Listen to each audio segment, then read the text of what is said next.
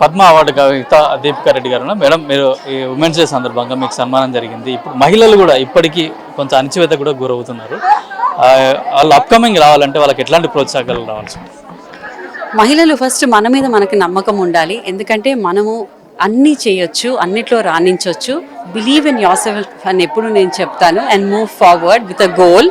మన ఆరోగ్యం మనం చూసుకోవాలి అండ్ మైండ్లో స్ట్రాంగ్ ఉండి ముందుకు వెళ్తే ఏది మనకి దక్కకుండా ఉండదు.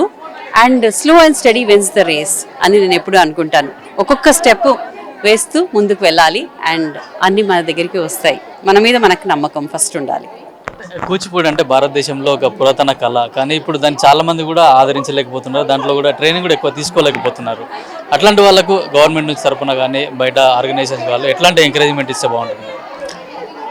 కూచిపూడి అనేది ఎన్ని సంవత్సరాల నుంచి ఉంది కదా, ఎప్పుడు ఉంటుంది, అలాగే ఉంటుంది. ఏ శాస్త్రీయ కళ అన్నా, ఎందుకంటే నేను అది చెప్తున్నాను, అది నేను మాత్రం అది ఒక డాన్స్ లాగా చూడను, అది నాకు ఒక ఆరాధన.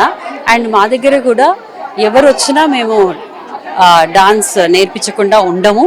అది ఏదన్నా హెల్ప్ కూడా మేము చేస్తాము మా తరఫు నుంచి. అలాంటి గురువులు ఎంతోమంది ఉన్నారు, నేను కూడా అలాగనే చేస్తున్నాను.